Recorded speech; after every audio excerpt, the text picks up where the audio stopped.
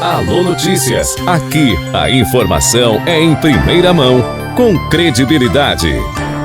Itatiba recebendo de passagem uma importante visita. O professor paleontólogo Dr. Luiz Eduardo Anelli.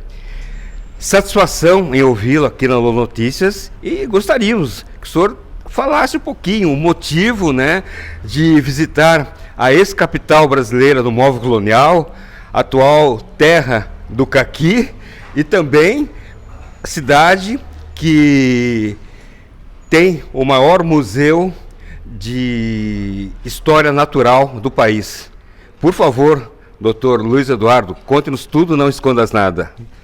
Olha só, nós estamos aqui com um projeto chamado Trilha dos Dinossauros. É uma parceria da Universidade de São Paulo com a Estação Ciência da USP e a Pró-Reitoria de Cultura e Extensão da USP. Bom, nós temos um patrimônio cultural no Brasil que permanece escondido ainda dentro das rochas, que é a nossa pré-história. Nós valorizamos muito a pré-história de outros países, de outras nações. A pré-história nos conta histórias maravilhosas sobre o mundo. Toda a história do mundo atual, a geografia, o clima, a biologia e a geologia, ela nasceu ao longo de milhões de anos passados.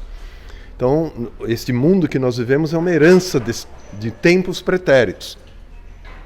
E dentro desse imenso intervalo que teve início há 4,54 bilhões de anos, junto lá com o nascimento da Terra, nós temos um pequeno intervalo muito próximo de nós, que ocupa aproximadamente 4% de todo esse tempo. São aproximadamente 170 milhões de anos, que é o tempo quando os dinossauros viveram. Foram animais espetaculares, porque viveram num tempo muito extraordinário da história da Terra. Eles nascem no Brasil. Os dinossauros mais antigos do mundo são conhecidos em rochas brasileiras, quando havia um único supercontinente em todo o mundo, cercado por 2 oceanos.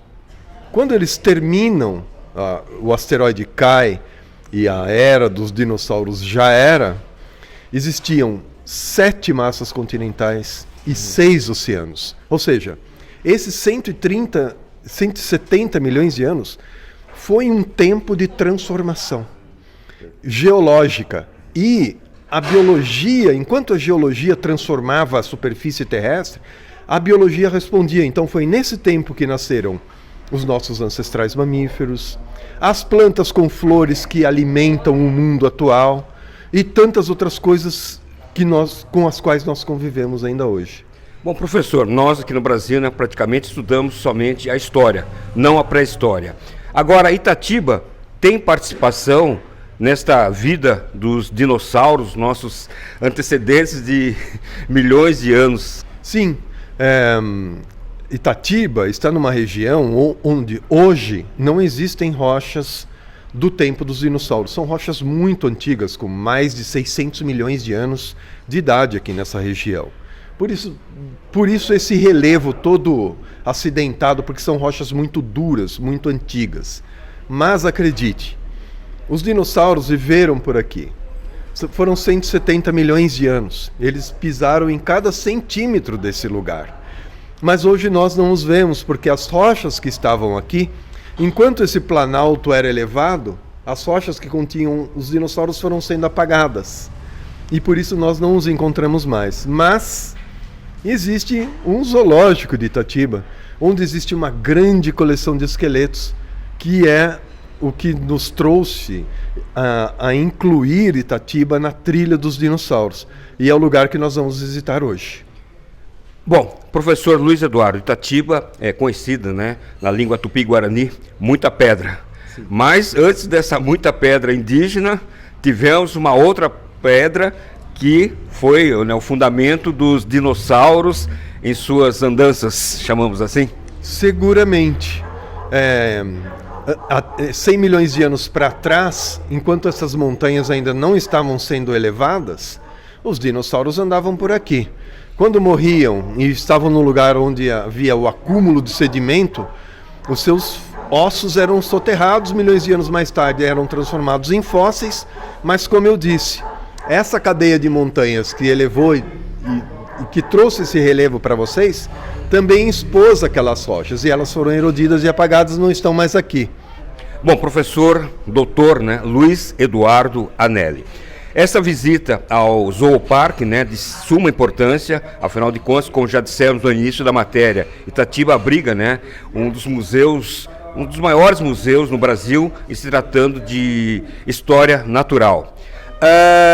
Nessas pesquisas anteriores que o senhor fez, creio eu, junto com a Estação Ciência de São Paulo, né, vai agora, nessa visita no museu, fazer um avanço de pesquisas, detalhar o que se tem no museu e trazer isso para uma trilha de dinossauros. Pode explicar a respeito dessa trilha? Exatamente. Esse projeto da USP, com a Estação Ciência e a Pró-Reitoria, a ideia da trilha dos dinossauros é dizer para os brasileiros, olha só, existem dinossauros para a gente visitar, esqueletos, existem museus para você trazer seus filhos. A pré-história é um conhecimento sofisticado, porque não é a Disneylândia, é a vida real. Esses animais existiram enquanto esse mundo estava em construção. Então ele tem um potencial educativo muito grande. Levar uma criança para um museu como esse é para se contar grandes histórias sobre o mundo, sobre o nascimento do mundo, o nascimento dos animais, de toda a biologia, de toda a geografia. Então a nossa ideia é colocar cada cidade onde existam museus ou rochas contendo dinossauros nessa trilha, né? Se fala muito, né? O paulistano, de modo geral, quando começa as férias, ele fecha as malas e vai para a praia. Mas nós também podemos fazer o caminho inverso, ir para o interior, visitando museus de paleontologia que nos ensinam sobre a pré-história, sobre a vida pré-histórica e tantas coisas interessantes sobre as quais as crianças se interessam demais. E muitas coisas levadas ao cinema, mas não de uma forma real. É tudo fora do país, aquela coisa toda, né, doutor? Agora, Itatiba, estando assim nesse ponto, digamos assim, né, desse caminho turístico, é algo que aproxima as pessoas, visto que estamos muito próximos da capital, né? Como o senhor disse, o paulistano, ao invés de correr para a praia, se molhar, o interior, Itatiba seria uma opção, né, até mesmo de estudo e não só. Pois é, Itatiba tem uma rede hoteleira, tem um clima super legal, tem um grande museu para ser visitado.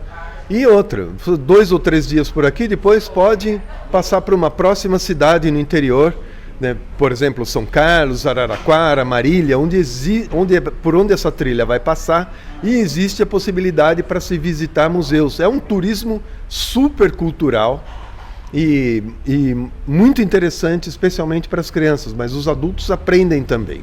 Perfeito. Agora, para encerrarmos, né, o senhor poderia falar um pouquinho mais do trabalho exercido pela Estação Ciência em São Paulo, capital, na exploração, né, dessa pré-história que muitos brasileiros, a maioria, desconhece?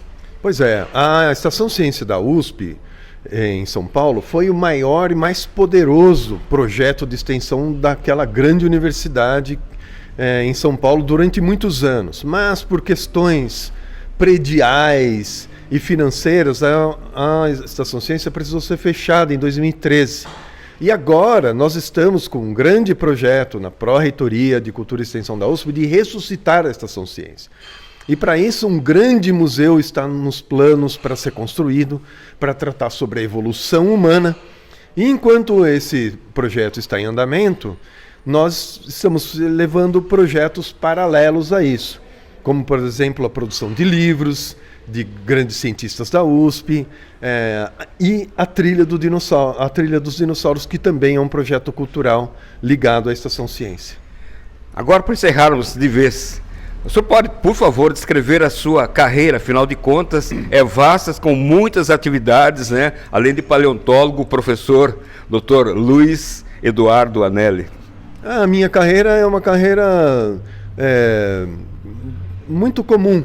Eu me tornei biólogo, estudei biologia na Universidade Estadual no Paraná.